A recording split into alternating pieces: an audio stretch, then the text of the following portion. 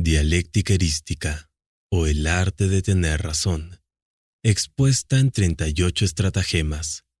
Arthur Schopenhauer. Si deseas agregar este libro a tu biblioteca, escuchar el audiolibro sin interrupciones o el resumen para una mayor comprensión, dejaremos los enlaces en la descripción. Dicho esto, comencemos.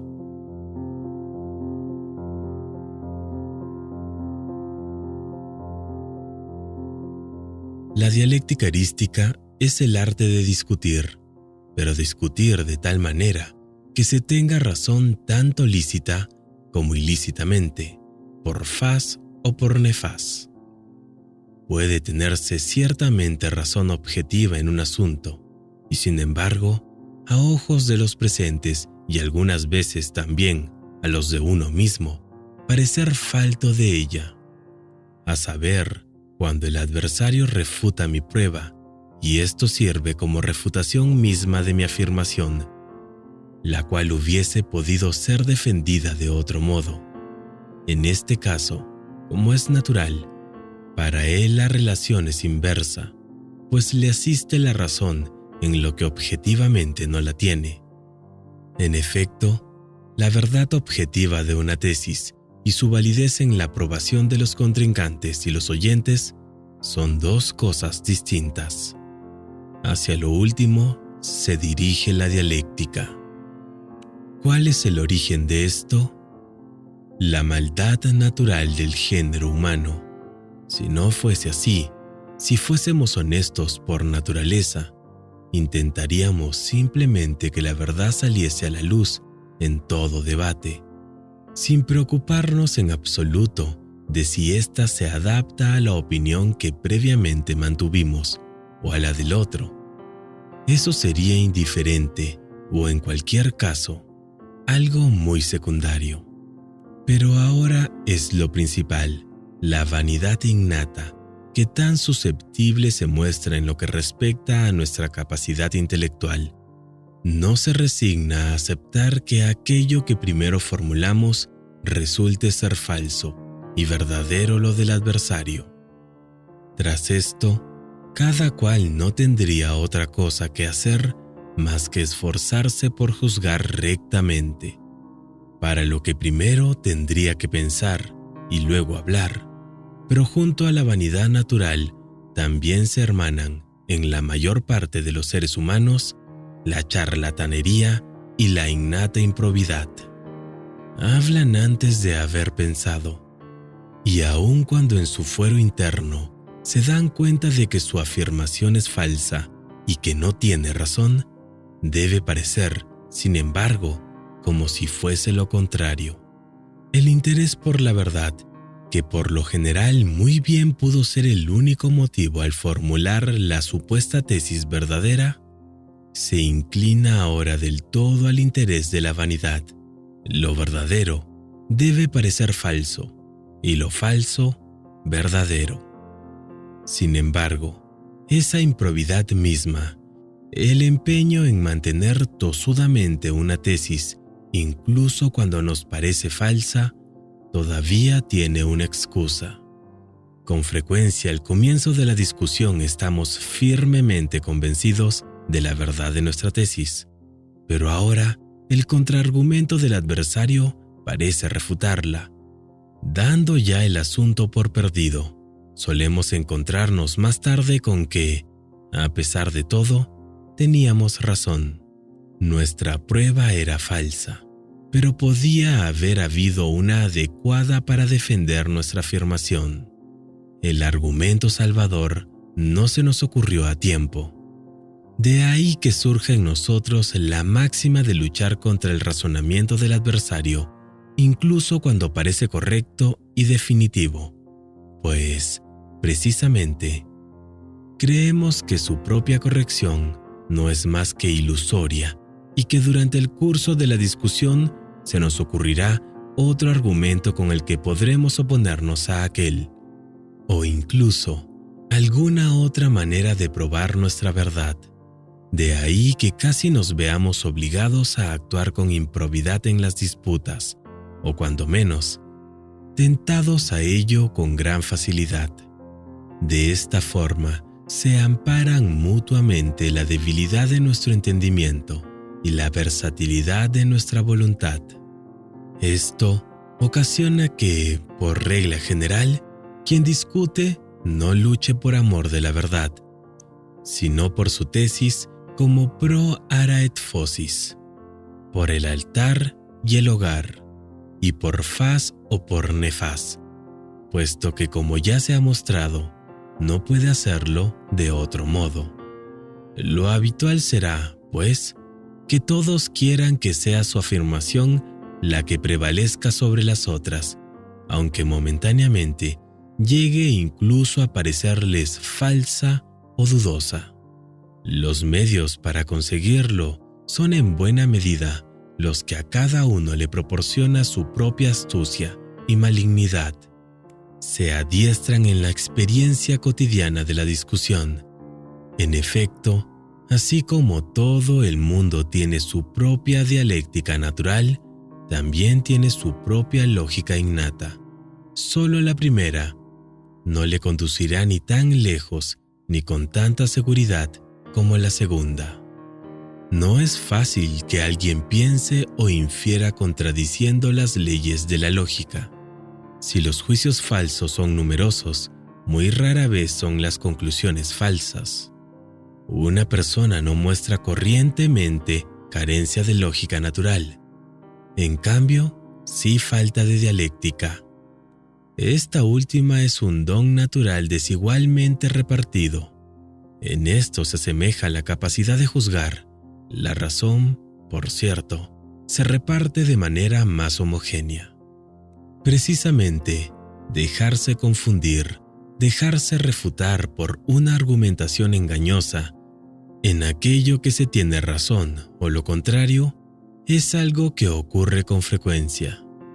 Quien queda como vencedor de una discusión tiene que agradecérselo por lo general, no tanto a la certeza de su juicio al formular su tesis, como a la astucia y habilidad con la que la defendió. En este, como en todos los casos, lo innato es lo mejor. No obstante, tanto el ejercicio como la reflexión sobre las maniobras con las que se puede vencer al adversario, o las que éste utiliza con más frecuencia para rebatir, aportarán mucho para llegar a ser maestro en este arte. Si bien la lógica no puede tener provecho práctico alguno, sí puede tenerlo la dialéctica. Me parece que Aristóteles también expuso su propia lógica analítica, principalmente como fundamento y preparación de la dialéctica, y que ésta fue para él lo principal. La lógica se ocupa de la mera forma de las proposiciones, la dialéctica de su contenido o materia, de su valor intrínseco. De ahí que debería preceder la consideración de la forma, en cuanto a lo universal, a la del contenido o de lo particular. Aristóteles no define el objeto de la dialéctica tan sutilmente como yo lo he hecho. Si bien es cierto que asigna como su objeto principal la discusión, al mismo tiempo también la búsqueda de la verdad. Después añade de nuevo, las proposiciones se consideran filosóficamente según la verdad y dialécticamente teniendo en cuenta la credibilidad o el aplauso que obtienen en la opinión de los otros. Es consciente de la diferencia y disyunción de la verdad objetiva de una proposición y del hecho de hacerla valer o de obtener su aprobación, pero no lo hace con la suficiente sutileza como para asignar este último fin a la dialéctica. Sus reglas para conseguir el último propósito son, a menudo, también asignadas al primero, encontrándose combinadas. De ahí que me parezca que no supo terminar airosamente su tarea. Aristóteles abordó en los tópicos la exposición de la dialéctica con el espíritu científico que lo caracteriza, de forma extraordinariamente metódica y analítica. Aunque esto sea muy digno de admiración, no llego a alcanzar completamente su propósito, que aquí es evidentemente práctico. Tras considerar en los analíticos los conceptos, juicios y silogismos según su pura forma, paso después a considerar el contenido que únicamente tiene que ver con los primeros, ya que es en ellos donde reside. Proposiciones y silogismos son en sí mismos pura forma. Los conceptos significan su contenido. Su procedimiento es el siguiente. Toda discusión tiene una tesis o un problema. Estos difieren simplemente en la forma, y luego axiomas que deben servir para resolverlo. Se trata siempre de la relación de unos conceptos con otros. Estas relaciones son inicialmente 4. De un concepto se busca o primero su definición, o segundo su género, o tercero su característica particular, su marca esencial, proprium, o cuarto su accidens, es decir, una cualidad cualquiera, sin importar si es peculiar y exclusiva o no. Brevemente, un predicado. El problema de toda discusión hay que reconducirlo a una de estas relaciones. Esta es la base de toda dialéctica.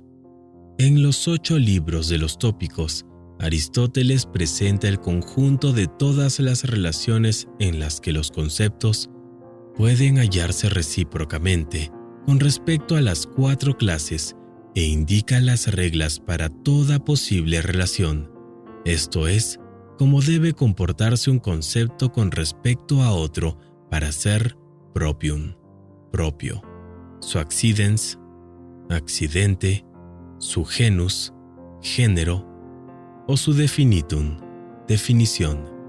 ¿Qué errores pueden cometerse fácilmente durante la formulación? ¿Y qué es lo que debe tenerse en cuenta cada vez que formulamos una relación? ¿Y qué es lo que puede hacerse para refutarla si la ha formulado el otro? Aristóteles denomina el locus, tópico, a la formulación de cualquiera de estas reglas o de cualquiera de las relaciones entre tales clases de conceptos, indicando 382 topoi.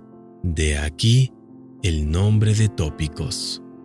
A estos adjunta unas cuantas reglas sobre la discusión en general, que por lo demás no son en modo alguno exhaustivas.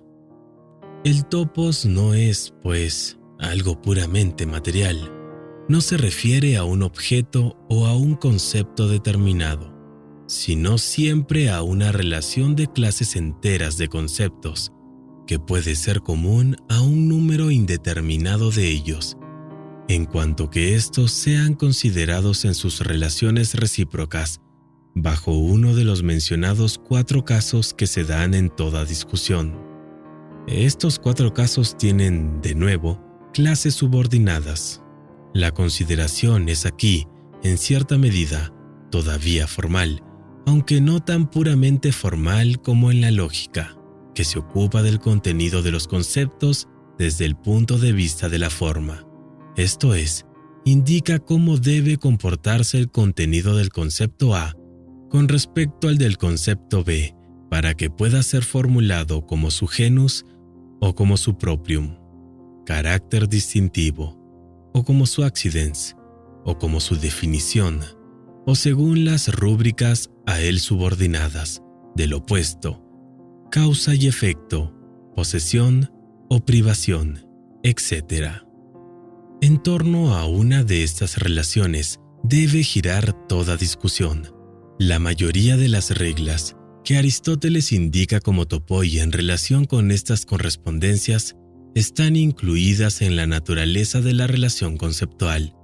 Cada uno es consciente de ellas por sí mismo.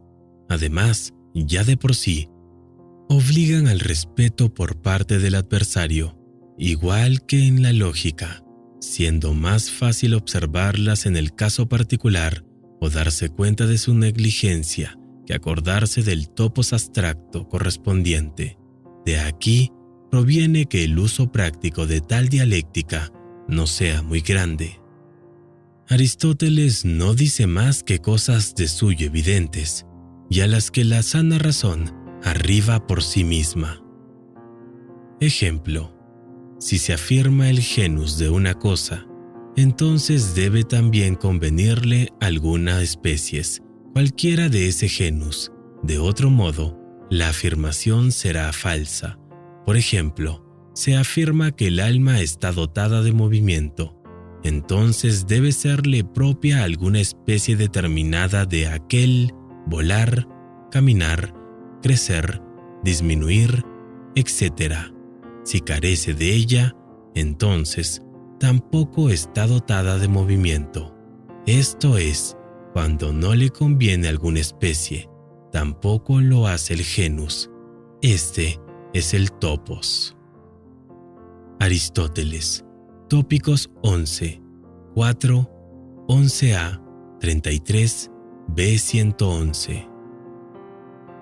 Este topos sirve tanto para construir como para destruir.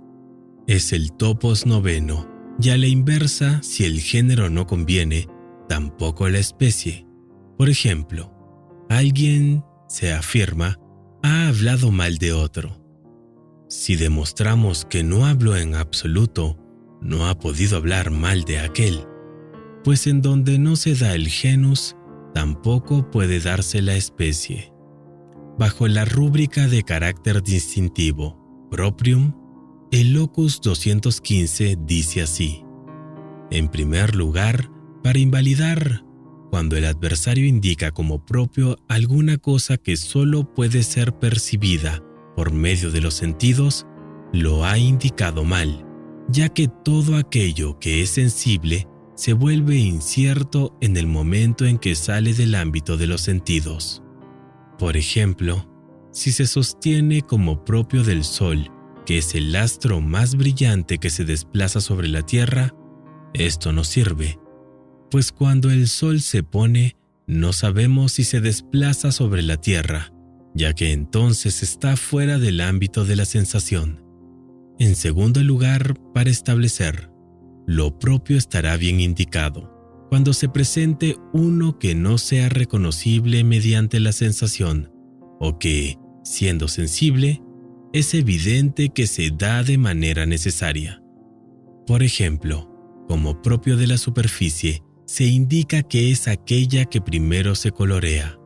Esta es una característica propia sensible y además siempre manifiesta, por lo que es correcta. Aristóteles, Tópicos V.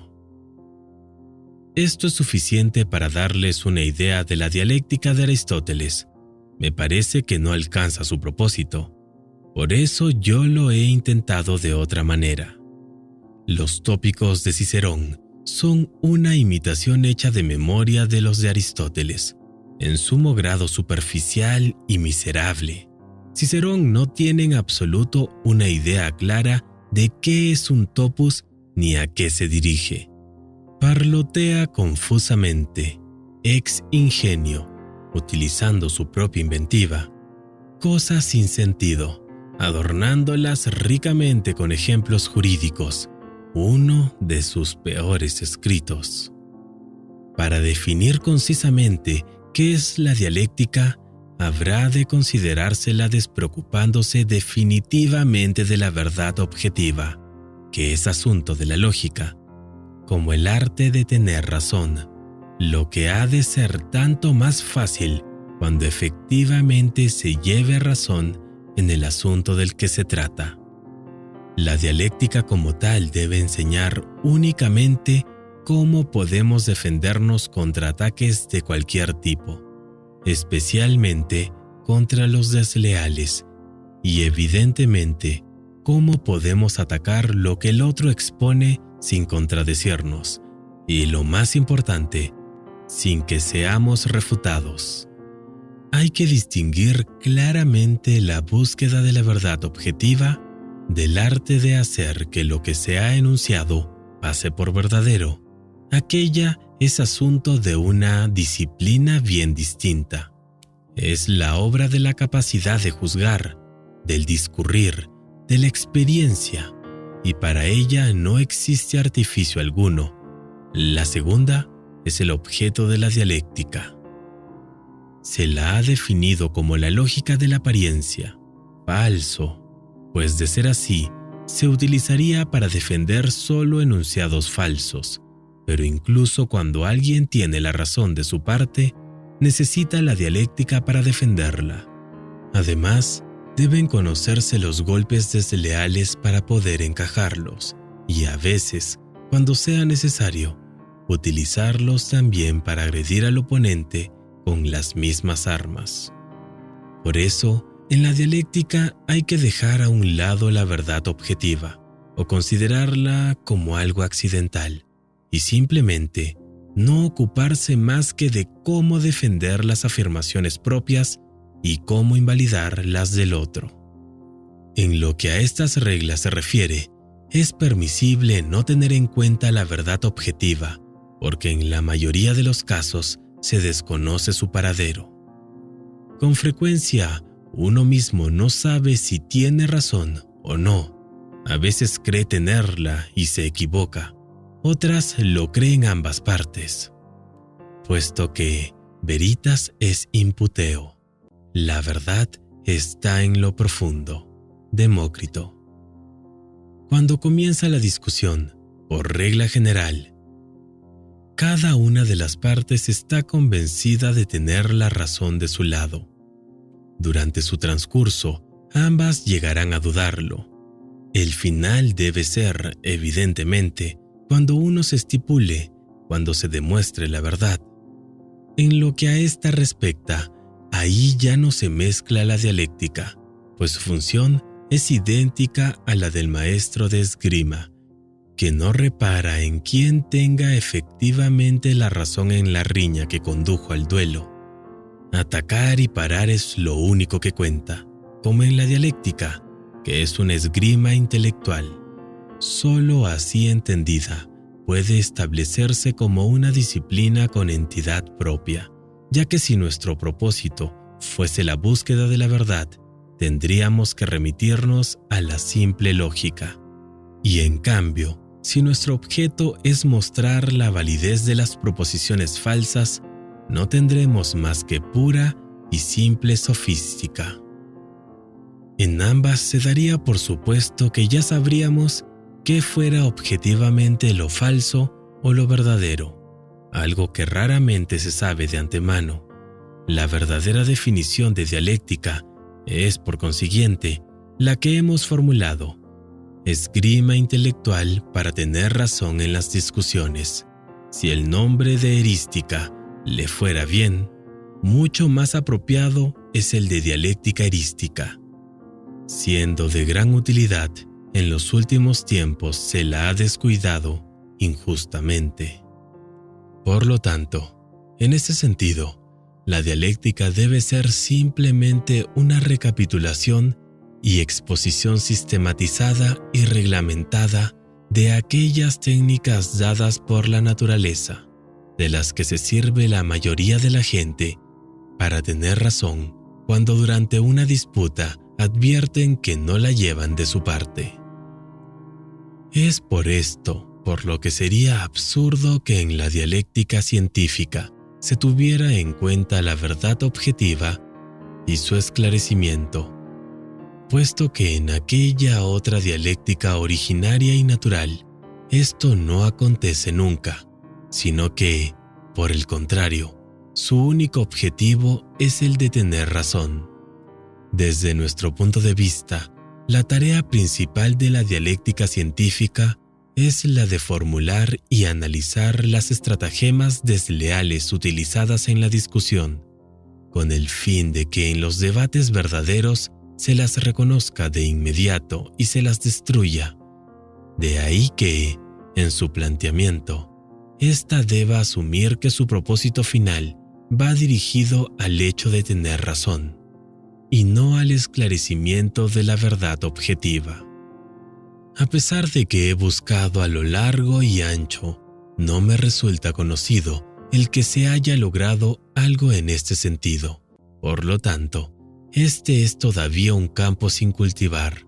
Para alcanzar el fin propuesto, debería acudirse al manantial de la experiencia, observando en los debates cotidianos de nuestro entorno el modo en que uno u otro de los contrincantes utilizó esta o aquella estratagema y acto seguido, aquellos ardides que aparecen con más frecuencia, reducirlos a sus principios generales para poder formular desde ellos las estratagemas desleales utilizadas en la discusión, con el fin de que en los debates verdaderos se las reconozca de inmediato y se las destruya.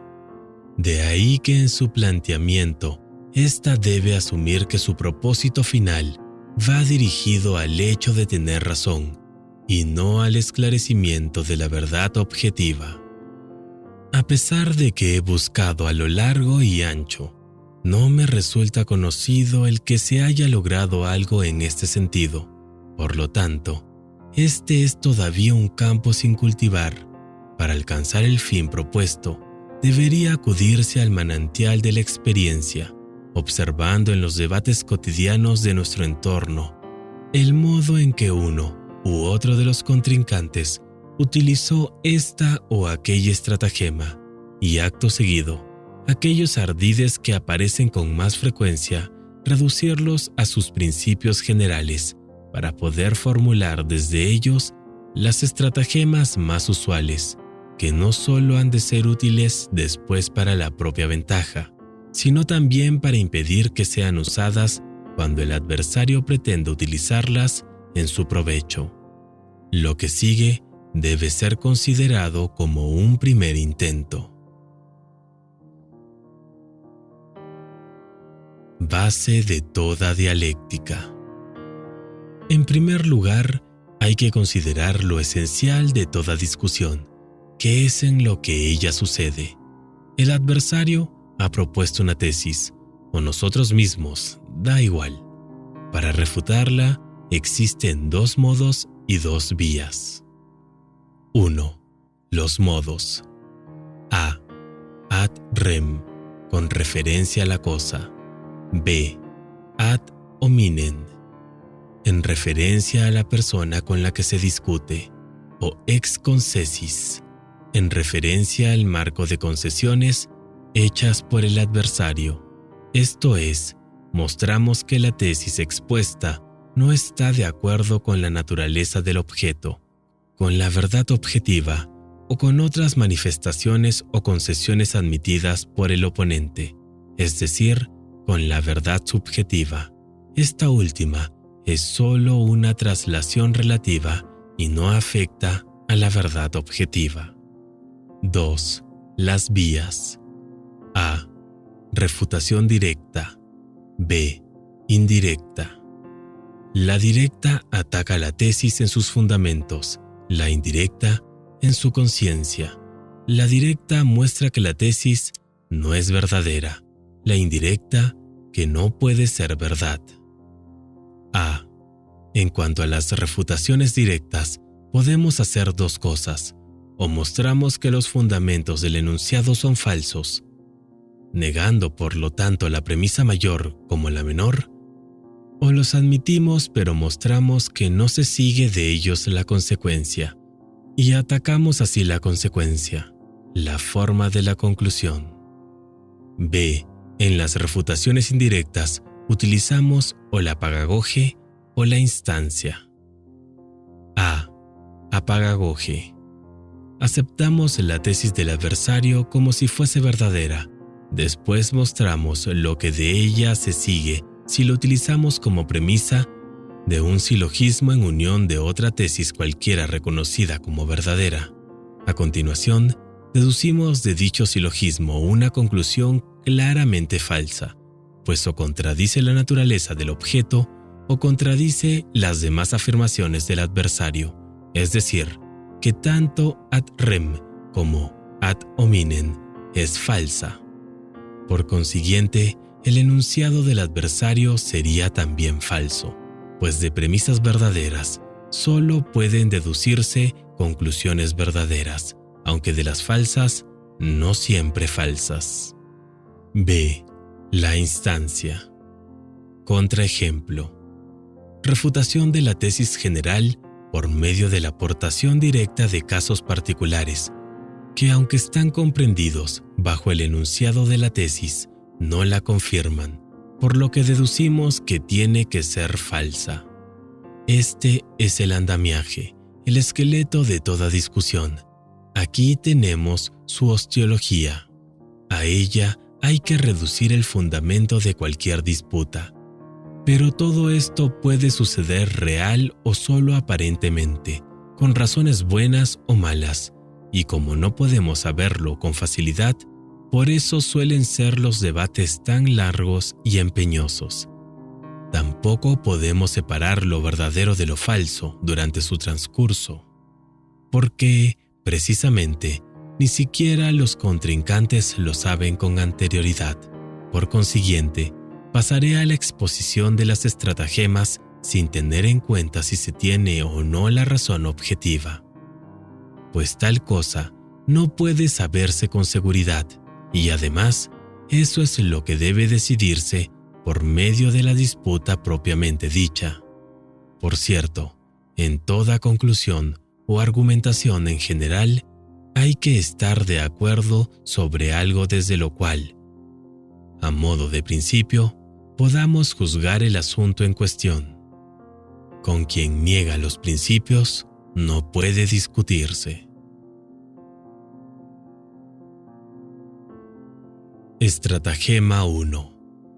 La amplificación, la afirmación del adversario, se lleva más allá de sus límites naturales. Se la interpreta de la manera más general posible, tomándola en su sentido más amplio y exagerándola. La propia afirmación, en cambio, se especifica cuanto se puede reduciéndola a su sentido más nimio, a sus límites más estrechos, pues cuanto más general sea una afirmación, a más ataques estará expuesta. El remedio más eficaz contra la amplificación es la definición concreta de los puntos a discutir y las condiciones de la discusión. Ejemplo 1. Afirmé: los ingleses son la primera nación en el arte dramático. El adversario quiso intentar una instancia y manifestó que de todos era conocido que tanto en lo que a música se refiere, y por consiguiente, tampoco en la ópera, hubieran hecho algo de importancia. Le repliqué recordándole que la música no está incluida entre las artes dramáticas. Estas se refieren únicamente a la tragedia y la comedia. Lo que él muy bien sabía, solo que intentó generalizar mi afirmación para poder incluir en ellas todas las representaciones teatrales y por consiguiente también la ópera y la música, con lo que me derrotaría con seguridad. A la inversa, se salva la propia afirmación mediante su limitación con respecto al primer propósito manifestado, si la expresión utilizada lo favorece. Ejemplo 2. A dice: la paz de 1814 incluso devolvió a todas las ciudades hanseáticas alemanas su independencia. B responde con una instancia in contrarium que Danzig, que había conseguido su independencia gracias a Bonaparte, la perdió con aquella paz.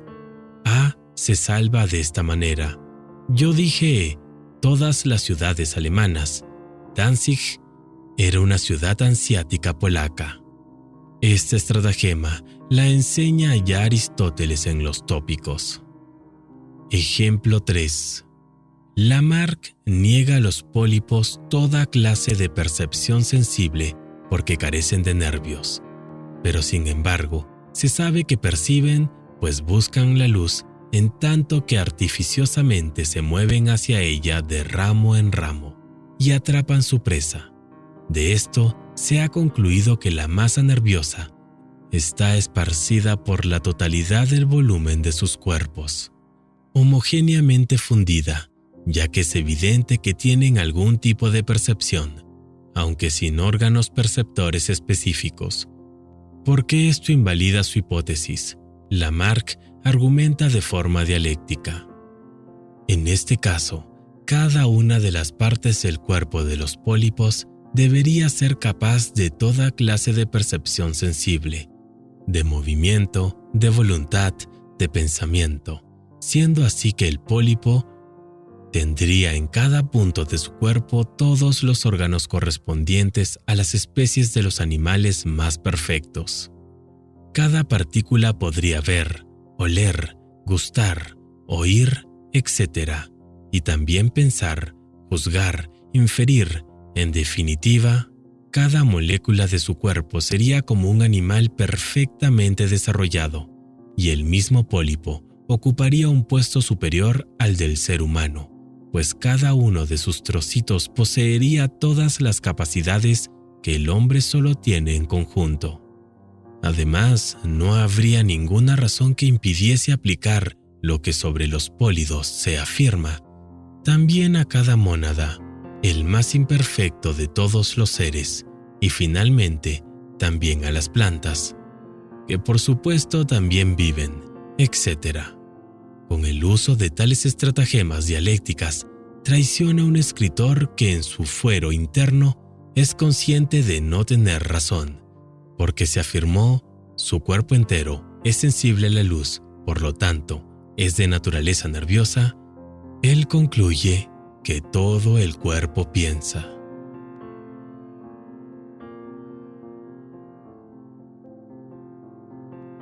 Estratagema 2. Usar la homonimia para extender la afirmación enunciada a lo que puede comprenderse igualmente bajo el mismo nombre, pero que poco o nada tiene que ver con el asunto del que se está tratando. Después, a continuación, se refuta triunfalmente la afirmación tomada en este sentido, haciendo que parezca que se ha refutado la primera. Anotación. Sinónimas son dos palabras para el mismo concepto. Homónimos, dos conceptos designados mediante la misma palabra. Bajo, agudo, alto, utilizados a veces para calificar cuerpos y otras para los tonos de voz, son homónimas. Honrado y probo son sinónimos. Se puede considerar esta estratagema como idéntica al sofisma exmonimia. Sin embargo, la obviedad de tal sofisma no engañará en serio. Omne lumen potes extingui. Toda luz puede apagarse. Intellectus es lumen. El intelecto es luz. Intellectus potes extingui. El intelecto puede apagarse. Aquí se nota enseguida que hay 4 termini. Lumen, luz, en sentido propio, y lumen, luz, entendido metafóricamente.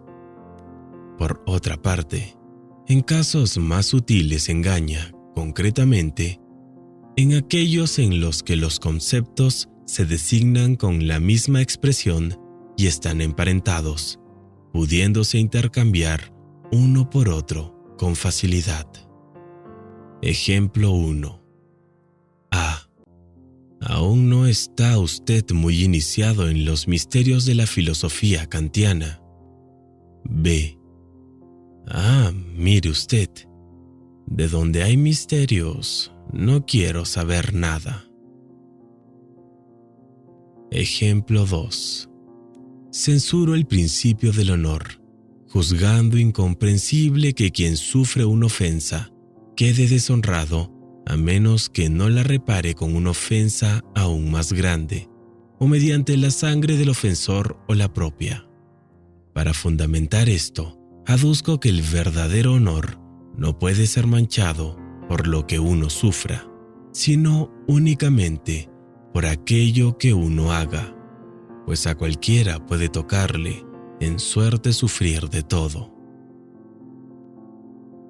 El adversario atacó directamente al fundamento, mostrándome triunfalmente que si se acusase falsamente a un comerciante de estafa, de irresponsabilidad o de negligencia en sus negocios, se le atacaría su honor, que habría sido únicamente manchado con lo que padeciese, y que esto solamente podría repararse en cuanto se consiguiesen el castigo y la retractación pública de los agresores.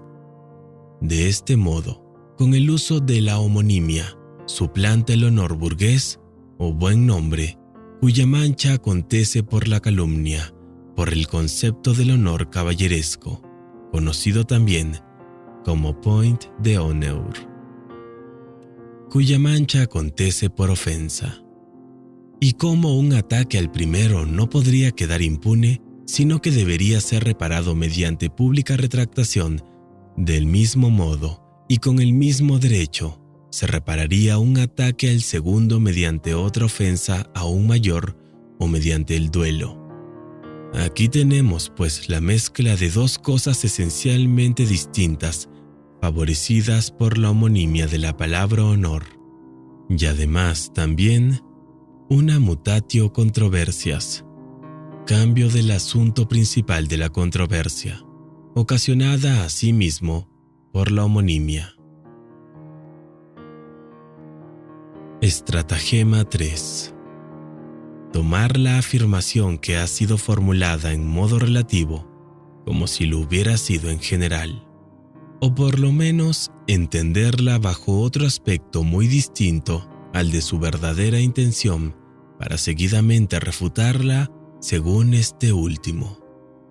El ejemplo de Aristóteles es: el moro es negro, por lo que a sus dientes se refiere, blanco, por lo tanto es negro, pero no negro a la vez. Este es un ejemplo imaginario que no engañará de verdad a nadie. Tomemos en cambio otro de la experiencia real. Ejemplo 1. En una conversación sobre filosofía, admito que mi sistema defiende y alaba a los quietistas. Poco después, recae la conversación en Hegel, y aseguro que en general no ha escrito más que disparates, o que, al menos, hay en sus escritos partes en las que el autor ha puesto la palabra y el lector debe añadirle el sentido.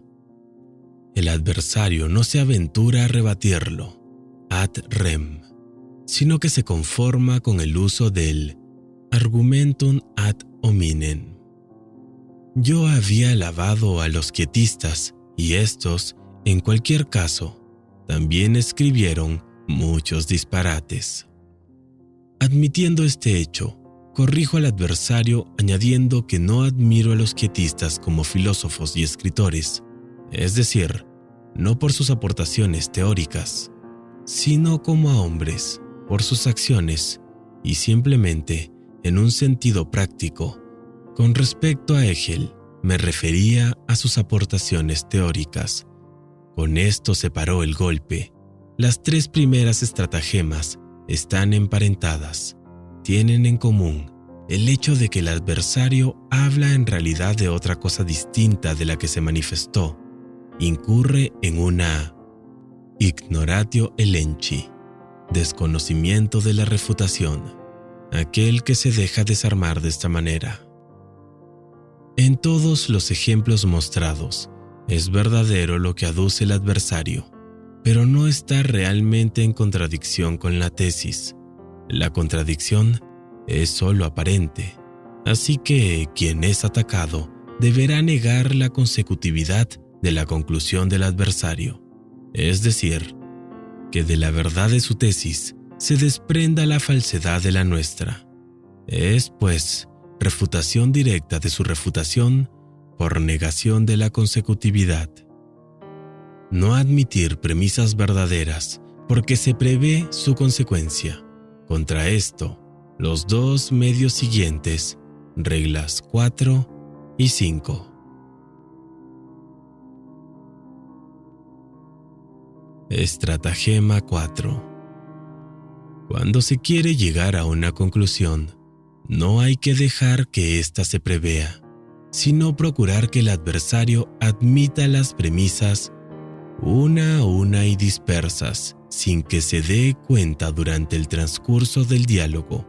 De lo contrario, lo impedirá con todos los medios a su alcance. O cuando es dudoso que el adversario vaya a aceptarlas, se formulan primeramente las premisas de esas premisas. Se hacen prosilogismos, entonces se deja que admita unas cuantas premisas desordenadas de tales prosilogismos, enmascarando así la jugada hasta que haya admitido todo lo que queríamos. Luego, se procede recapitulando el asunto desde atrás. Esta regla la da Aristóteles, Tópicos 8.1. No necesita ejemplo alguno.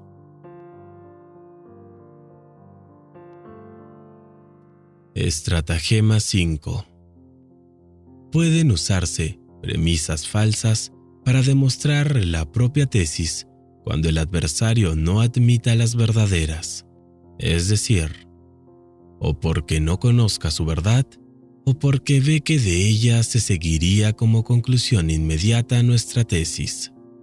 Se toman entonces proposiciones que de suyo son falsas, pero verdaderas ad hominem, y se argumenta ex concessis, según la manera de pensar del adversario, pues lo verdadero puede seguirse también de premisas falsas, si bien nunca de verdaderas lo falso.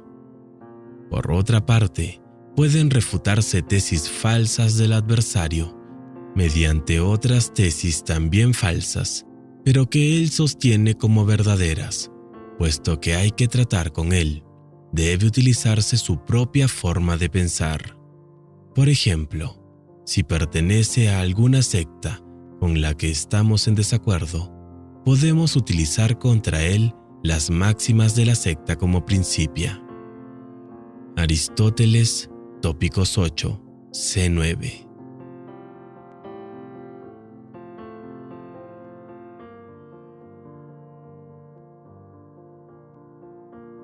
Estratagema 6.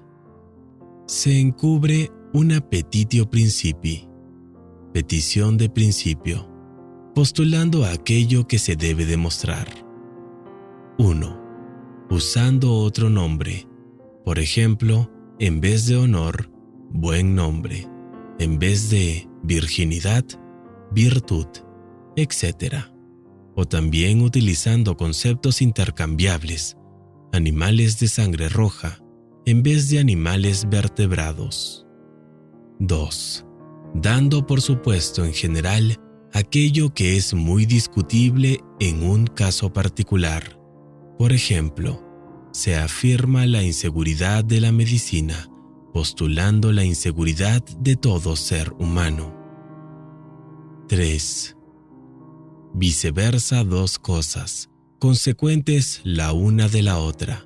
Si hay que demostrar la primera, se postula la segunda. 4. Para demostrar el universal, se hace que se admitan todos los casos singulares. La contraria a la número 2. Aristóteles, Tópicos 8, C2. El último capítulo de los Tópicos de Aristóteles contiene buenas reglas sobre el ejercicio de la dialéctica.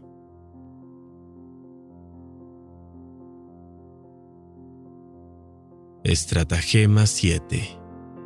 Cuando la discusión se dirige de manera algo formal y rigurosa y deseamos que se nos comprenda muy claramente, si hemos enunciado una afirmación y debemos probarla, procederemos preguntando al adversario para poder deducir de sus respuestas la verdad de nuestra afirmación.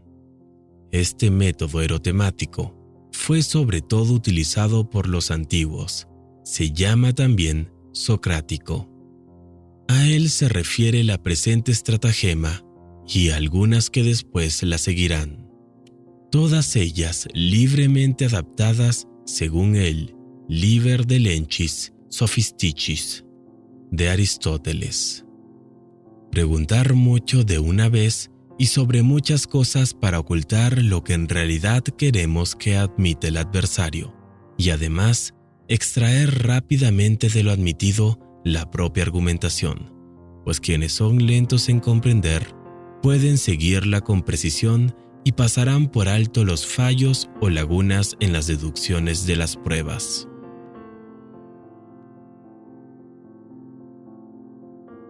Estratagema 8.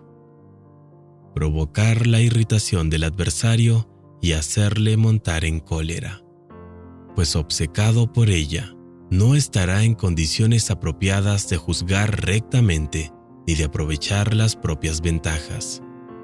Se le encoleriza tratándole injustamente sin miramiento alguno, incomodándole y, en general, comportándose con insolencia.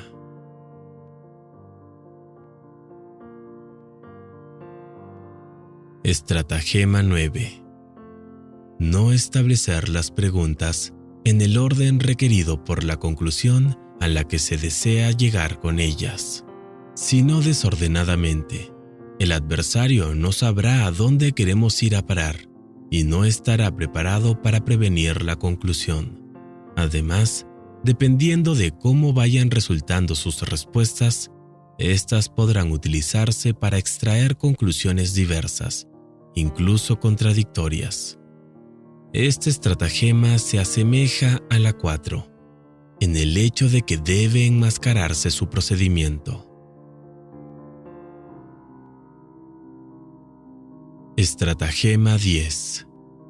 Si se advierte que el adversario niega intencionadamente aquellas preguntas cuya respuestas afirmativas podrían ser utilizadas en beneficio de nuestra tesis, hay que preguntarle lo contrario de lo que debemos, haciendo como si esto fuese lo requerido para defenderla, o por lo menos presentarle ambas opciones a elegir, de manera que no note cuál de las dos es la que desea que afirme. Estratagema 11.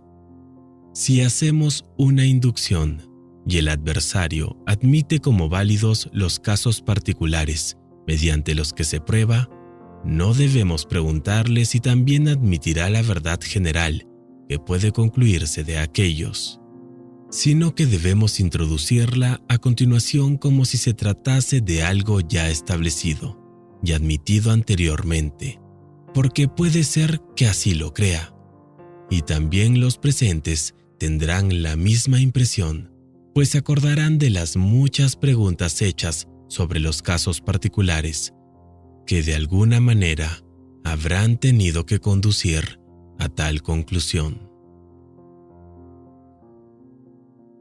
Estratagema 12. Si la conversación versa sobre un concepto general que carece de nombre propio y tiene que designarse trópicamente mediante una similitud, enseguida hemos de elegir nosotros el símil, de manera tal que sea lo más ventajoso posible para nuestra afirmación.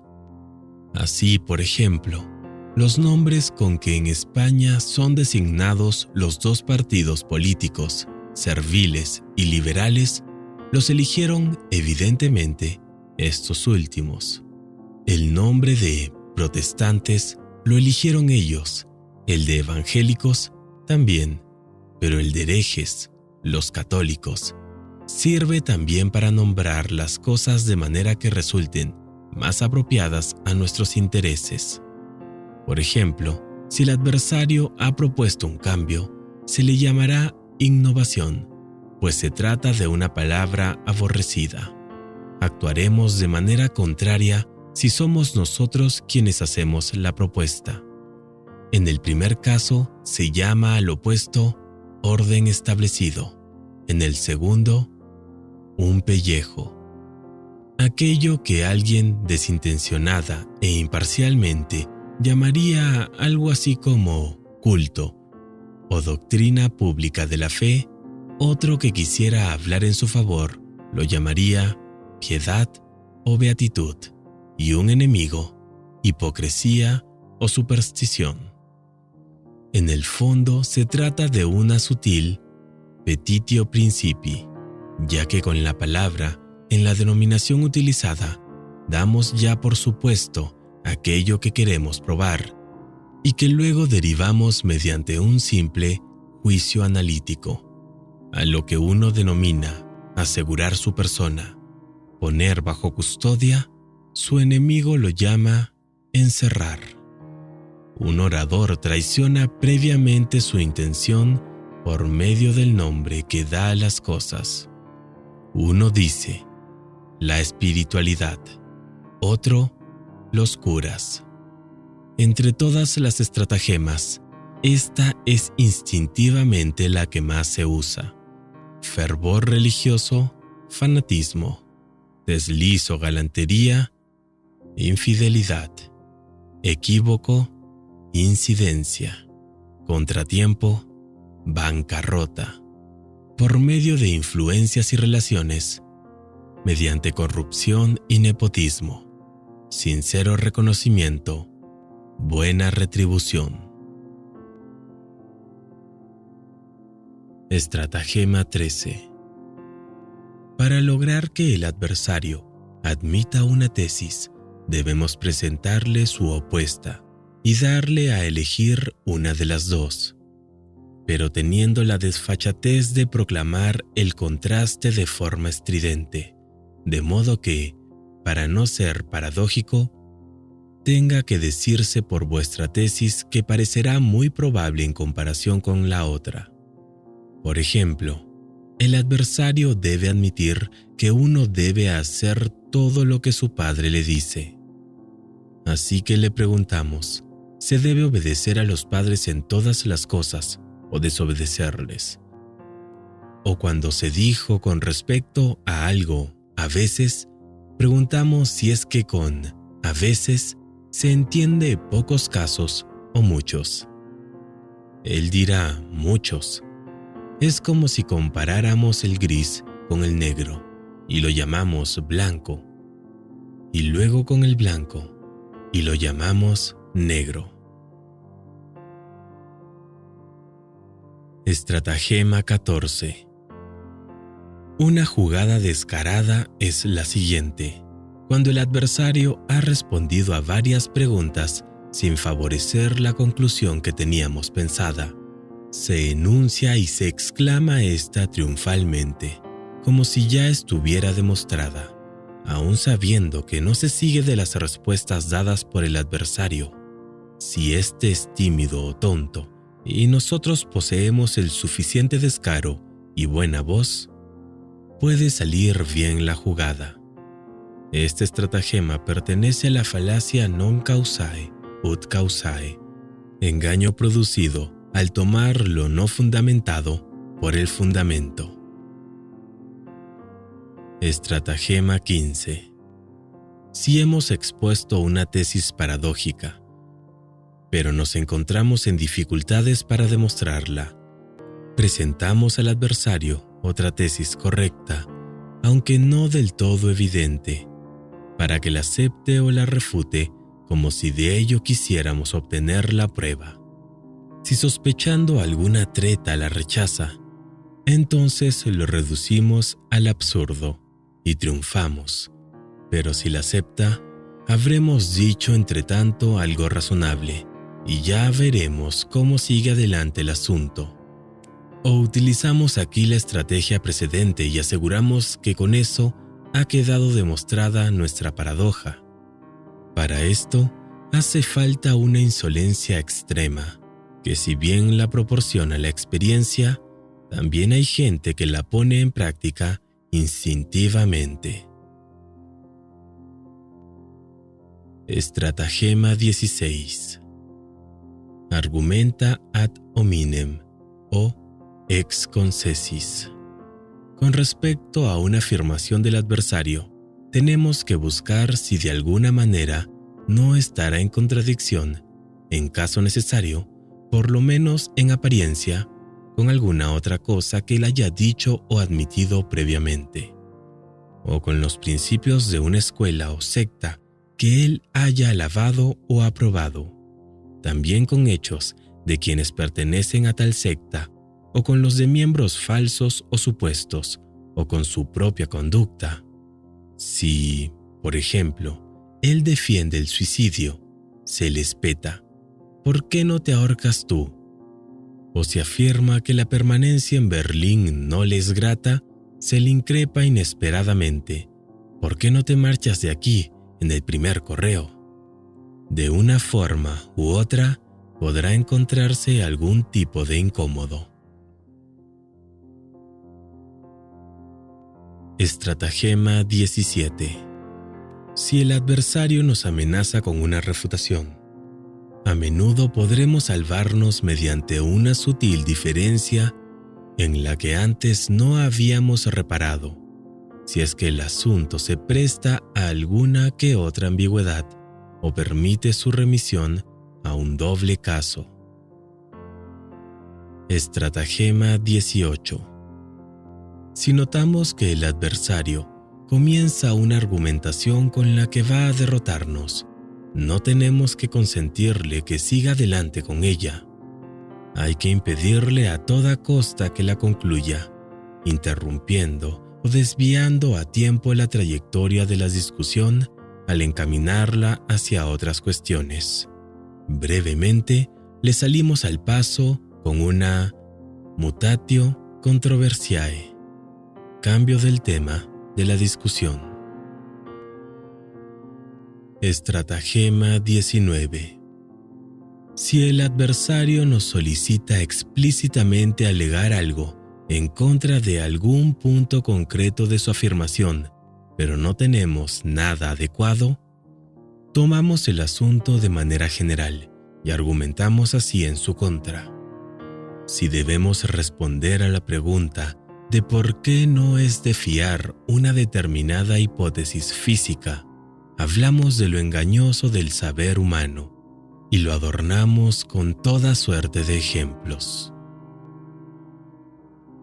Estratagema 20.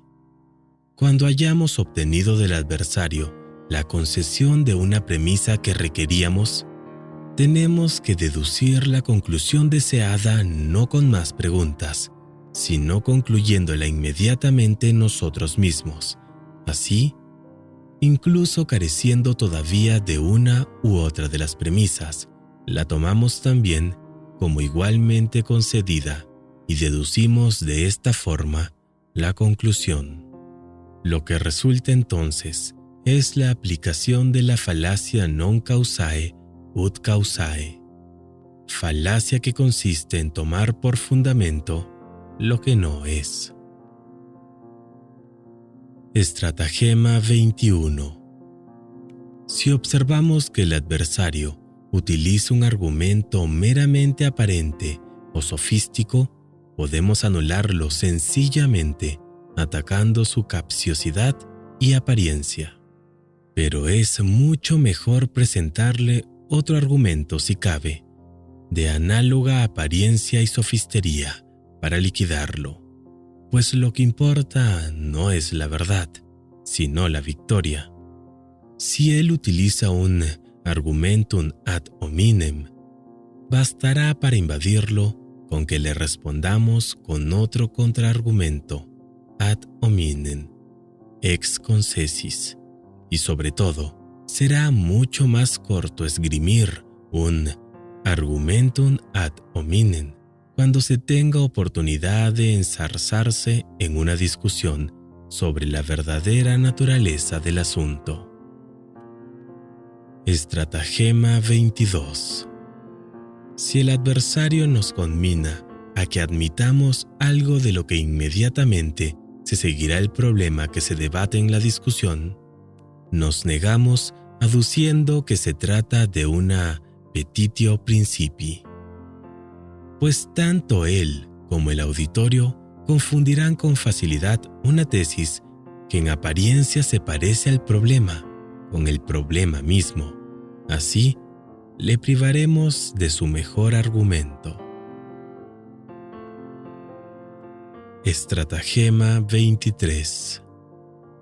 La contradicción y la discordia motivan la exageración de la tesis. Contradiciendo al adversario, podemos inducirlo a que lleve fuera de sus límites una afirmación que dentro de ellos hubiera podido ser verdadera. En cuanto hayamos refutado la exageración, parecerá que refutamos también su primera tesis. En cambio, debemos guardarnos de que no se nos lleve al abultamiento o a una mayor extensión de nuestra tesis, empleando en contra nuestra el mismo procedimiento. A menudo, el adversario recurrirá al intento de extender nuestra afirmación más allá de los términos en los que la habíamos expresado. En este caso debemos pararlo súbitamente y reconducirlo a los límites de lo que manifestamos con un tanto dije y no más. Estratagema 24. Uso abusivo de la deducción. De la tesis del adversario se infieren a la fuerza, mediante deducciones falsas y deformando los conceptos, tesis que no están allí contenidas y que de ningún modo corresponden a la opinión manifestada por él, sino que, en cambio, son absurdas o peligrosas. De esta forma, parecerá que de su tesis se siguen proposiciones que se contradicen a sí mismas o que contradicen verdades reconocidas. Esto valdrá como una refutación indirecta. Apagoge es de nuevo un ejemplo de la falacia non causae ut causae, falacia que consiste en tomar por fundamento lo que no es. Estratagema 25. Esta estratagema tiene que ver con la apagoge mediante una instancia, exemplum in contrarium. La apagoge, inductio, requiere una gran cantidad de casos para poder hacer valer un principio universal.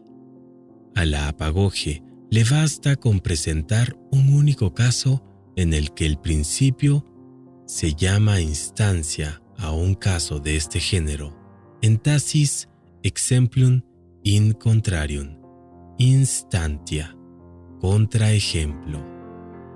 Por ejemplo, la proposición «todos los rumiantes tienen cuernos» será invalidada por la única instancia del camello. La instancia es un caso en la aplicación de la verdad general que queda subsumido bajo el concepto principal de aquella, pero para el que tal verdad general no es válida, por lo que ésta queda invalidada. Sin embargo, no es raro que aquí se den engaños. Por eso será conveniente tener en cuenta lo siguiente cuando el adversario haga instancias. 1. Si el ejemplo es efectivamente verdadero, hay problemas cuya única solución es la que son falsos. Por ejemplo, muchos milagros, historias de espíritus, etc. 2. Si está realmente bajo el concepto de la verdad propuesta. Muchas veces, esto es solo aparente y puede solucionarse mediante una sutil distinción. 3. Si verdaderamente se contradice con la verdad expresada, pues a menudo es esto también solo aparente. Estratagema 26. Un golpe brillante es lo que se conoce como retortio argumenti, dar la vuelta al argumento. Es decir, cuando el argumento que el adversario quiere utilizar para su defensa puede ser utilizado mejor en su contra. Por ejemplo, él dice, no es más que un niño, déjalo en paz, no se lo tengas en cuenta. Retorcio. Precisamente porque es un niño, se le debe tener en cuenta y corregirle, para que no se arraiguen sus malas costumbres. Estratagema 27. Si inesperadamente el adversario se muestra irritado ante un argumento, debe utilizarse tal argumento con insistencia, no solo porque sea el más indicado para irritarle, sino porque es de suponer que se ha tocado con la parte más débil de su razonamiento. y porque si se sigue por ahí, habrá de obtenerse mucho más de lo que se muestra a simple vista. Estratagema 28. Esta estratagema está especialmente indicada para cuando discuten personas doctas ante un público que no lo es. Si no tienen ningún argumentum ad rem y ni siquiera uno ad hominem, se intenta uno ad auditores, al auditorio. Esto es, que se arguye una observación inválida, cuya invalidez solo reconoce el experto. Si bien el adversario lo es, no así el auditorio. A sus ojos, nuestro adversario pasará por ser el derrotado, y aún más rotundamente si la observación que se hizo pone en ridículo de algún modo su afirmación. La gente está enseguida dispuesta a la risa, y se obtiene el apoyo de los que ríen. Para mostrar la nulidad del comentario, el adversario tendría que debatir largamente y remitirse a los principios de la ciencia o a otra cosa por el estilo, con lo que no obtendría fácilmente atención. Ejemplo. El adversario dice: en la formación de la costra rocosa primigenia, la masa desde la que cristalizaron el granito y toda la roca restante se hallaba fluida a causa del calor, es decir, derretida. El calor debió ser por lo menos de 200 grados. La masa cristalizó bajo la superficie marina que la cubría. Hacemos el argumentum ad auditorem, aduciendo que bajo aquella temperatura, ya incluso antes de los 80 grados, el mar habría cocido y se habría esfumado en forma de vapor. Los espectadores ríen. Para refutarnos, nuestro adversario tendría que demostrarnos que el punto de ebullición no depende solo del calor, sino también de la presión atmosférica, y que ésta es tan intensa que incluso si la mitad del agua marina sube en forma de vapor, aún a la temperatura de 200 grados, no da lugar a cocción alguna. Mas él no se aventura a demostrarlo, pues para quienes no son físicos, se necesita prácticamente todo un tratado. Estratagema 29. Si se advierte que vamos a ser vencidos, hacemos una diversión, es decir, comenzamos repentinamente a hablar de otra cosa totalmente distinta, como si tuviese que ver con el asunto en cuestión, y constituyese un nuevo argumento en contra del adversario. Esto ocurre con cierto disimulo si, a pesar de todo, la diversión está relacionada, aunque solo sea de forma general con el tema en cuestión, o descaradamente, cuando solo se usa para huir del adversario y no tiene en absoluto nada que ver con el tema. Por ejemplo, a la vez que en China no se conceden cargos públicos por nobleza de cuna, sino que todos se otorgan como consecuencia de exámenes.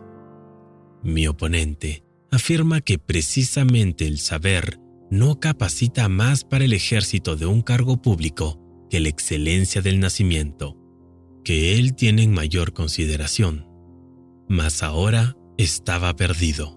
Enseguida hizo la diversión aduciendo que en China se castiga a todos los estamentos con bastonazos, lo que relacionó con el consumo excesivo de té, dos cosas que reprocha a los chinos.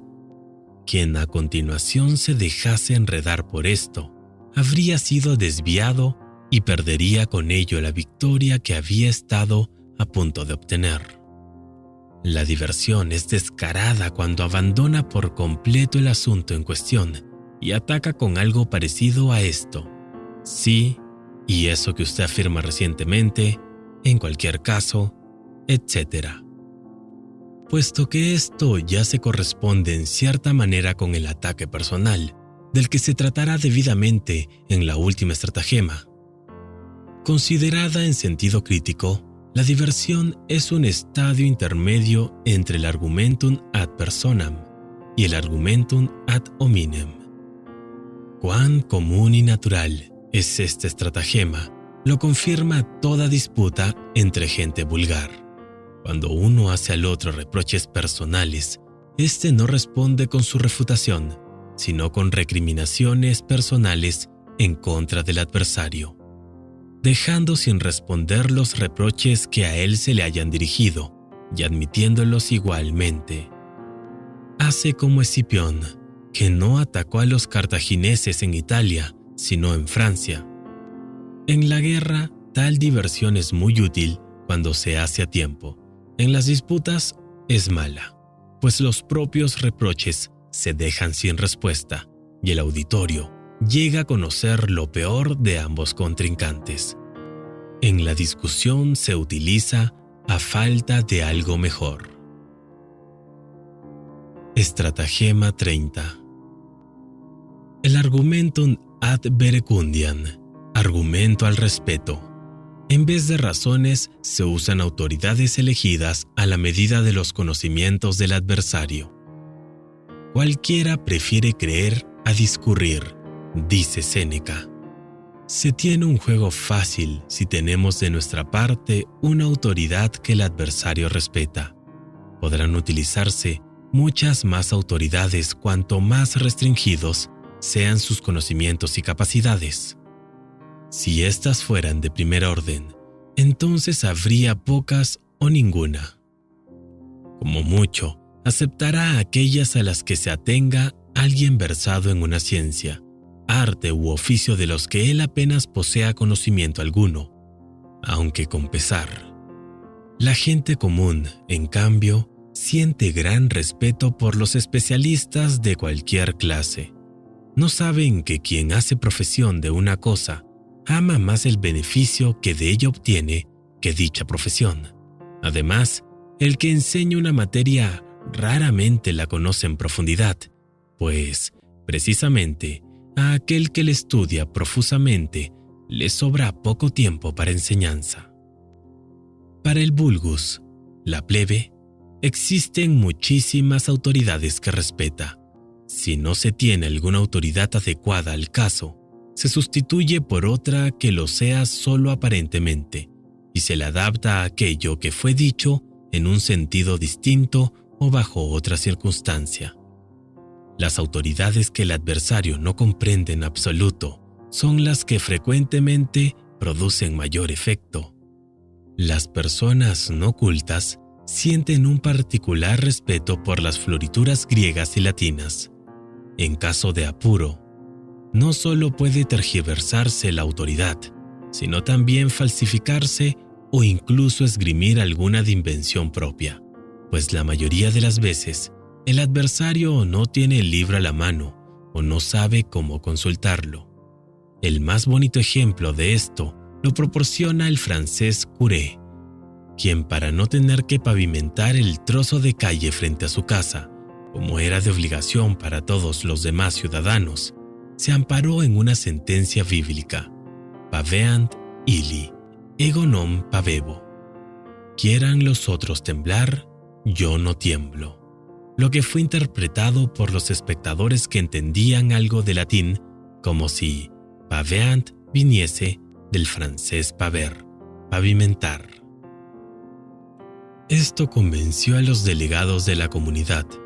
También se utilizan los prejuicios comunes como autoridad, pues la mayoría opina como Aristóteles. Decimos que es correcto lo que así le parece a la mayoría. Ética a Nicómaco. Efectivamente, no existe opinión alguna, por absurda que sea, que los hombres no acepten como propia si llegada la hora de convencerles, se arguye que tal opinión es aceptada universalmente. El ejemplo obra tanto en su pensamiento como en sus actos. Son como ovejas que siguen al carnero a donde quiera que vaya. Les es más fácil morir que pensar. Es curioso que la universalidad de una opinión tenga en ellos tanto peso, puesto que pueden observar en sí mismos con qué facilidad se aceptan opiniones sin juicio previo por la sola fuerza del ejemplo. Pero no se dan cuenta pues le falta cualquier tipo de reflexión. La multitud tiene opiniones variadas. República. Lo que quiere decir que el vulgus tiene muchas patrañas en la cabeza, y si uno quiere desentenderse de ellas, tendría un inmenso trabajo. La universidad de una opinión, hablando seriamente, ni constituye una prueba ni un motivo de la posibilidad de su verdad. Los que sostengan lo contrario tendrán que admitir: 1. Que la distancia en el tiempo priva aquella universalidad de su fuerza probatoria. De no ser así, deberían ser considerados todos los antiguos errores que alguna vez fueron aceptados como verdades. Por ejemplo, el sistema ptolomeico, o en todos los países protestantes habría que instaurar de nuevo el catolicismo. 2. Que la distancia en el espacio tiene el mismo efecto, si no, esa universalidad de opinión quedará en entredicho entre los seguidores del budismo, el cristianismo o del islamismo. Según Bentham, Tactique des Assemblées Legislatives. Lo que se conoce como opinión universal es, examinándola con precisión, la opinión de 2 o 3 personas. Nos convenceríamos de esto si pudiésemos observar su génesis. Nos encontraríamos entonces con que fueron 2 o 3 personas quienes primero la pusieron o enunciaron y afirmaron, y que benévolamente creyeron que la habían examinado a fondo. El perjuicio de suponerles lo suficientemente capacitados para realizar tal examen indujo, en principio, a otros tantos a aceptar también esta opinión. A estos les creyeron otra vez muchos más, aquellos a los que su indolencia les sugirió que era mejor creerlo enseguida que andar haciendo trabajosas comprobaciones. De este modo, creció de día el número de tales acólitos indolentes y crédulos, pues al fin y al cabo, la opinión venía respaldada por un buen número de voces que apoyaban. Entretanto, aquellos que la veneraban atribuyeron únicamente el carácter determinante de sus fundamentos, el que hubiese conquistado tal consenso. Los restantes se vieron obligados a admitir lo que ya era aceptado en general, pasar por las cabezas inquietas que se rebelaban contra la opinión de la mayoría, o por tipos presuntuosos que pretendían ser más listos que el resto del mundo. A estas alturas, el consenso se convirtió ya en deber. De aquí en adelante, los pocos que están capacitados para juzgar se ven obligados a callarse, mientras que aquellos a quienes se le permite hablar son precisamente los más incapaces de tener opiniones y juicios propios, y los que simplemente se hacen eco de la opinión de los otros. Por otra parte, estos son sus más celosos e intolerantes defensores. En efecto, no odian tanto la opinión distinta de quien piensa de otra manera, cuanto la audacia de querer juzgar por sí mismos, algo que ellos ya no intentan hacer y de lo que, además, son conscientes. Resumiendo, muy pocos son capaces de pensar. Sin embargo, todos quieren tener opiniones, y siendo así, ¿no será fácil en vez de crearlas ellos mismos, tomarlas ya listas de otros? Ante estos hechos, ¿qué valor de verdad puede tener ahora la opinión de 100.000 millones de personas? El mismo que el de un dato histórico que se encuentra en cientos de historiadores y del que después se sabe que lo han copiado uno de otros, por lo que se concluye que al cabo todos se fiaron del testimonio de uno solo.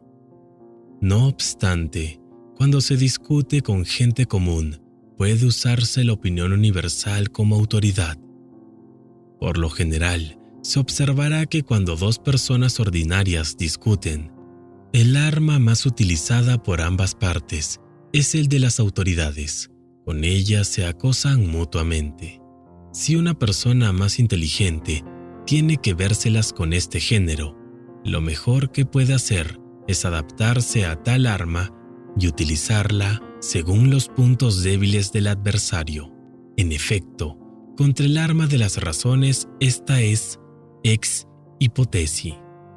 Un Sigfrido cornudo inmerso en la marea de la incapacidad de pensar y juzgar. En los tribunales se litigia exclusivamente recurriendo a la autoridad de la ley, que está firmemente establecida. Competencia de la facultad de juzgar es encontrar la ley, es decir, la autoridad que ha de aplicarse en cada caso concreto. La dialéctica posee, sin embargo, suficiente amplitud de campo como para, en aquellos casos en los que se convenga, hacer que un caso y una ley que en realidad no concuerdan giren hasta que pueda vérselos como concordantes y al contrario. Estratagema 31. Cuando no se tiene nada que oponer a las razones expuestas por el adversario, uno se declara fina e irónicamente incompetente. Lo que usted dice supera mi pobre capacidad de comprensión. Probablemente será muy justo, mas yo no acierto a comprenderlo. Por lo tanto, renuncio a cualquier juicio. Con esto se insinúa al auditorio, al que se ha tenido en cuenta en todo momento, que lo que se ha dicho es absurdo. Así, muchos profesores de la vieja escuela ecléctica declararon al aparecer la crítica de la razón pura, o mejor, cuando ésta empezó a suscitar interés, nosotros no la comprendemos. Con eso creyeron haber resuelto el asunto. Pero cuando algunos adeptos de la nueva escuela les mostraron que realmente tuvieron razón al afirmar que no la habían comprendido, se pusieron de muy mal humor. Este estratagema debe utilizarse únicamente allí en donde se está seguro de ser más estimado por el auditorio que el adversario. Por ejemplo, un profesor contra un alumno. En realidad, pertenece al estratagema precedente, ya que es una manera especialmente maligna de hacer valer la propia autoridad en vez de atenerse a razones. La jugada contraria es la siguiente. Permítame, con su gran capacidad de penetración, debe ser para usted algo muy sencillo de comprender, por lo que únicamente mi mala exposición tiene la culpa. Y así darle en las narices. Que tenga que entenderla no les volens, quiera o no quiera, con lo que le quedará claro que efectivamente no la había entendido. Así se trocó el argumento. Él quiso insinuar, absurdo. Nosotros le demostramos incomprensión. Ambas cosas con la más exquisita cortesía. Estratagema 32. Una forma rápida de invalidar, o al menos hacer sospechosa una afirmación del adversario que no nos conviene, es subsumirla bajo una categoría aborrecible con la que pueda tener alguna semejanza, con la que se relaciona sin más. Por ejemplo, esto es maniqueísmo, esto es arrianismo, esto es pelagianismo, esto es idealismo, esto es espinosismo, esto es pateísmo, esto es brownianismo, esto es naturalismo, esto ateísmo, esto es racionalismo, esto es espiritualismo, esto es misticismo, etc. Con lo que suponemos dos cosas. Una, la afirmación es idéntica, o al menos está concedida en tal categoría, y podemos exclamar, «Oh, esto no es nuevo para nosotros». Y dos, que tal categoría ya está refutada del todo y no puede contener ni una sola palabra de verdad. Estratagema 33. Esto será verdad en la teoría, pero en la práctica es falso. Mediante este sofisma se conceden las razones, pero se niegan las consecuencias. Está en contradicción con la regla a ratione ad rationatum valet consequentia. Tiene que haber consecutividad necesaria entre la causa y su efecto. Tal afirmación supone una posibilidad. Lo que en la teoría es verdadero, debe serlo también en la práctica. Si esto no se verifica, habrá un fallo en la teoría. Algo se omitió y no salió bien la cuenta. Consecuentemente, también la teoría es falsa. Estratagema 34. Si el adversario no da una respuesta precisa a una pregunta o a un argumento, o no toma posición concreta alguna al respecto, sino que evade respondiendo con otra pregunta, o con una respuesta esquiva o con algo que carece de relación alguna con el asunto en discusión, pretendiendo desviar el tema hacia otra parte, es signo evidente de que hemos tocado, a veces sin saberlo, uno de sus puntos débiles. Se trataría, por su parte, de un enmudecimiento relativo. Urge, pues, mantenernos en el punto que hemos tocado sin soltarlo, y más aún cuando no veamos en qué consiste la flaqueza con la que dimos. Estratagema 35. Que si es practicable, hace innecesarias todas las demás. En vez de influir en el intelecto con razones, se influye en la voluntad por medio de motivos. De este modo, tanto el adversario como el auditorio, si es que posee los mismos intereses que aquel, se ganan al instante para nuestra opinión, aunque ésta provenga del manicomio. Y es que casi siempre tiene más peso una pizca de voluntad que un quintal de juicio y de persuasión. Naturalmente, este estratagema solo da resultado bajo determinadas condiciones, cuando se puede hacer saber abiertamente al adversario que si dejase valer su opinión, la consecuencia que se seguiría de ello sería muy perjudicial para sus propios intereses. La soltará enseguida, con la misma rapidez con que arrojaría un hierro candente que hubiese agarrado por descuido. Por ejemplo, si un clérigo defiende un dogma filosófico y se le hace notar que está en contradicción con un dogma fundamental de su iglesia, enseguida renunciará a mantenerlo. Un terrateniente afirma la excelencia de las máquinas en Inglaterra, en donde una máquina de vapor realiza el trabajo de varios hombres. Se le responde que muy pronto también los carros de caballos serán sustituidos por máquinas de vapor, y que los numerosos caballos de sus cuadras tendrán que bajar de precio. Ya se verá qué es lo que ocurre.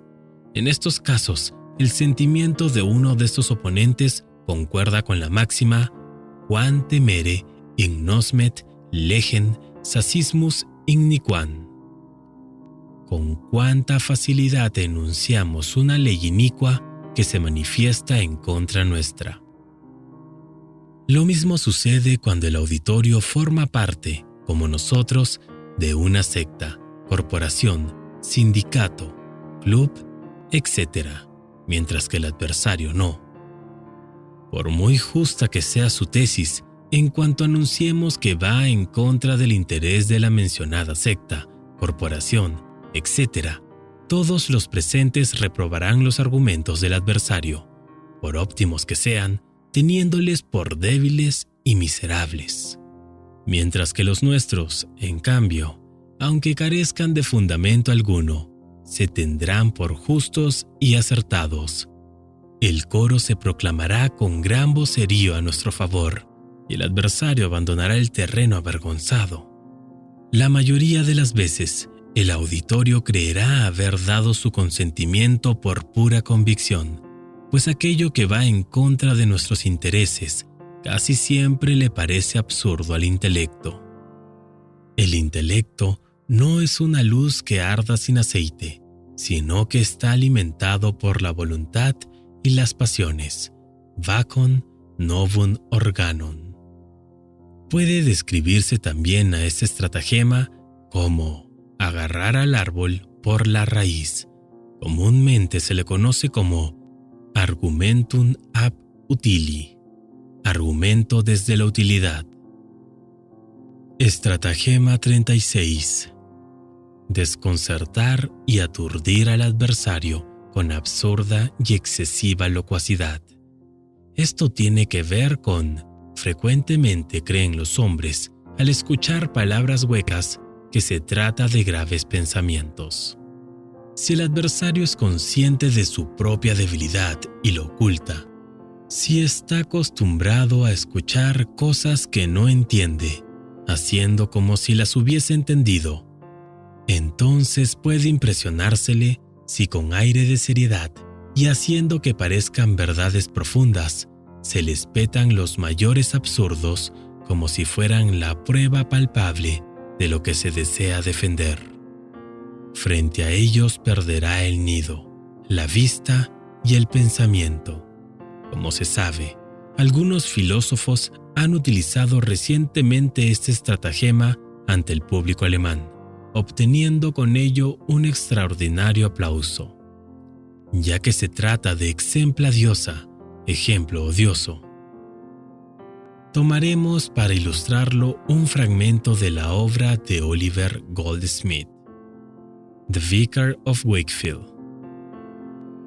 «Muy bien, Frank», repuso el Squire, «pues que me ahogue este vaso, si una hermosa muchacha no vale más que todos los clérigos del país, porque los impuestos y los diezmos no son más que una imposición, todo un condenado engaño, y puedo probarlo».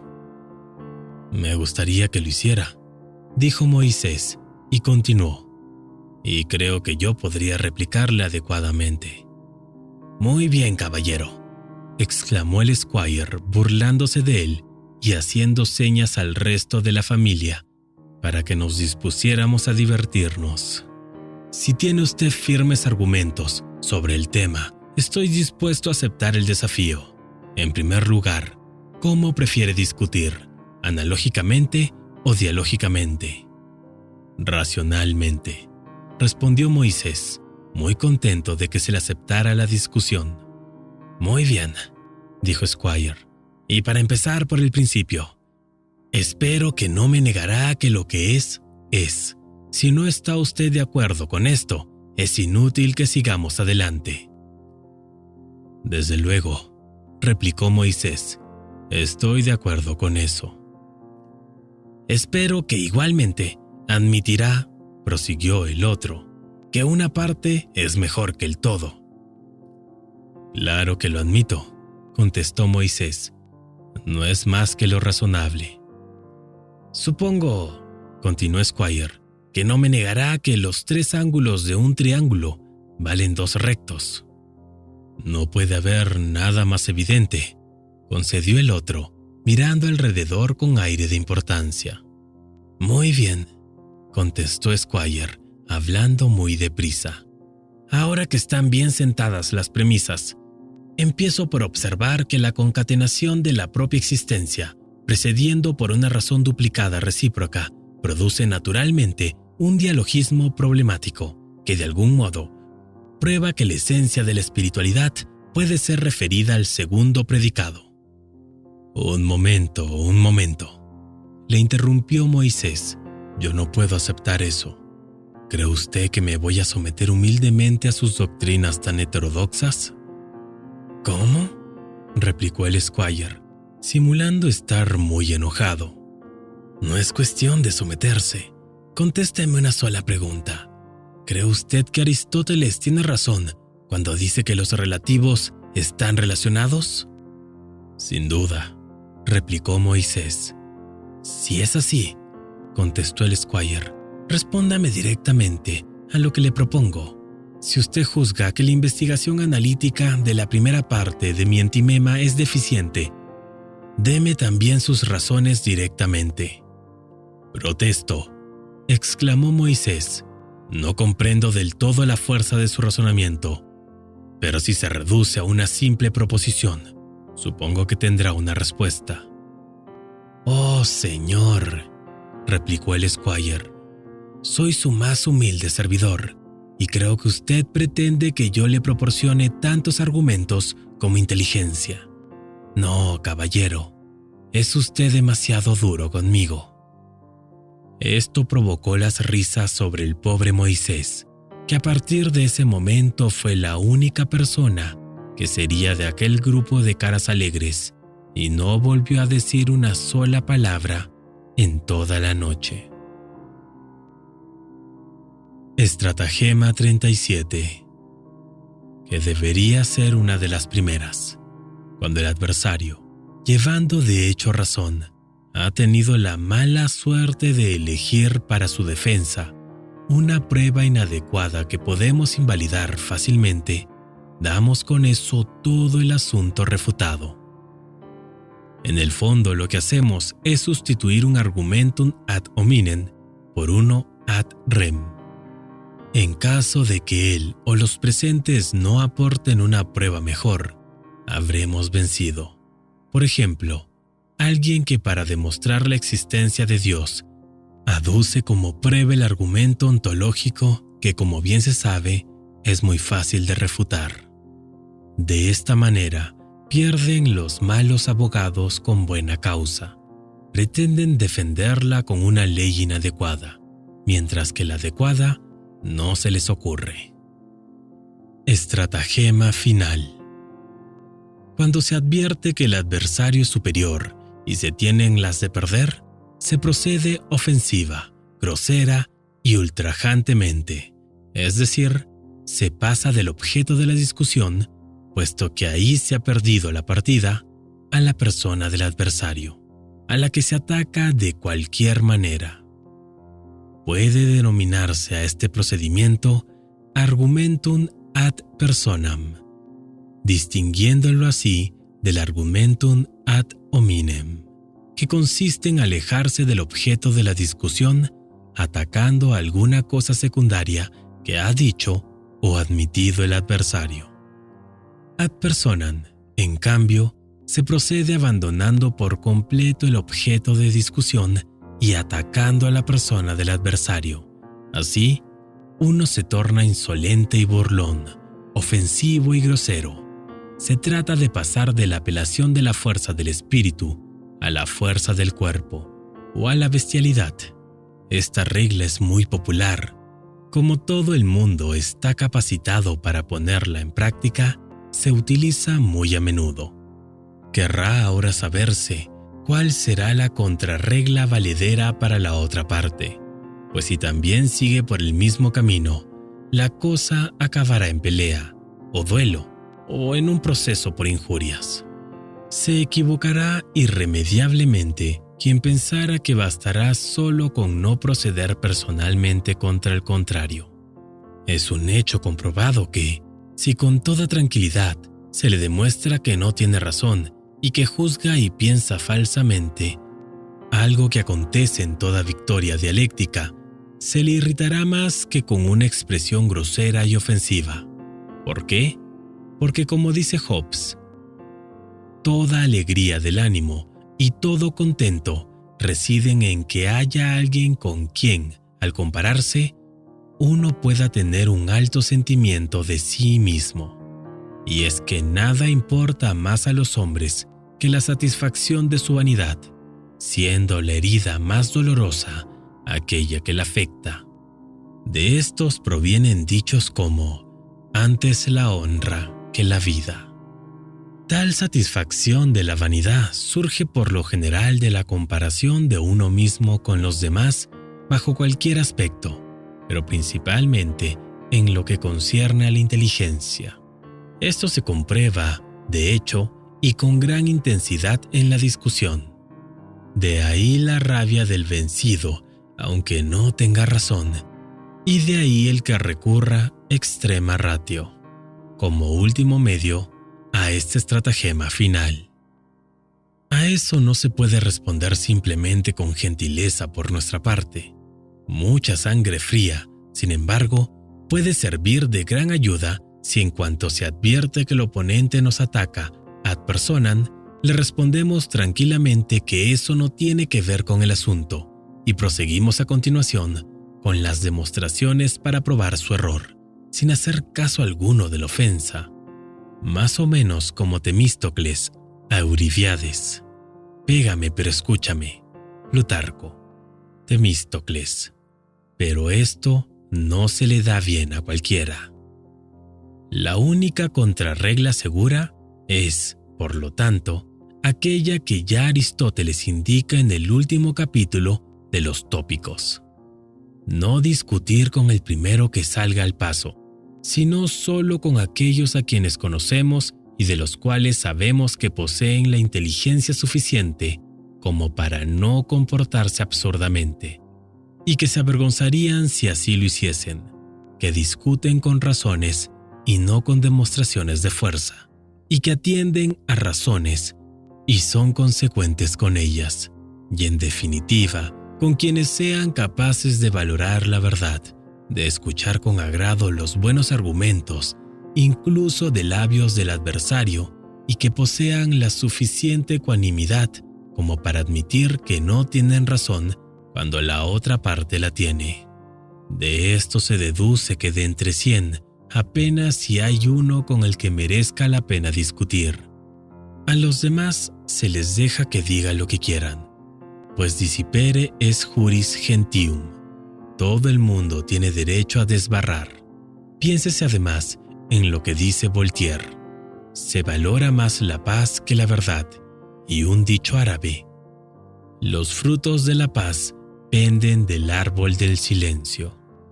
A menudo la discusión, ya que se trata de una colisión de cabezas, es de mucha utilidad para ambas partes, pues sirve para la rectificación de las propias ideas y además para proporcionar nuevos puntos de vista.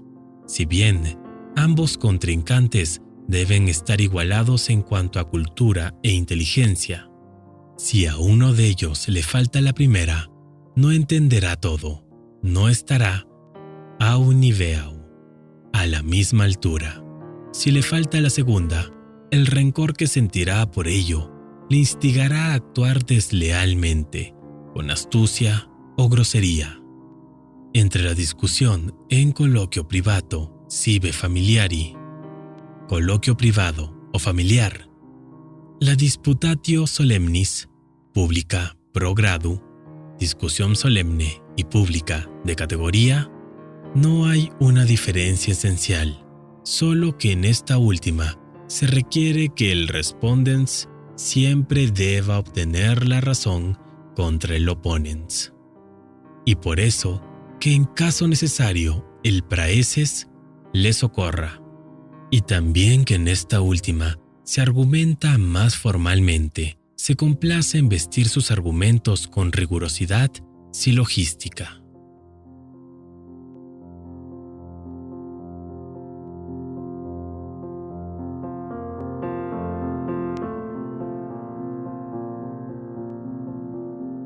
Si deseas agregar este libro a tu biblioteca, escuchar el audiolibro sin interrupciones o el resumen para una mayor comprensión, dejaremos los enlaces en la descripción. Gracias y nos vemos en la siguiente página.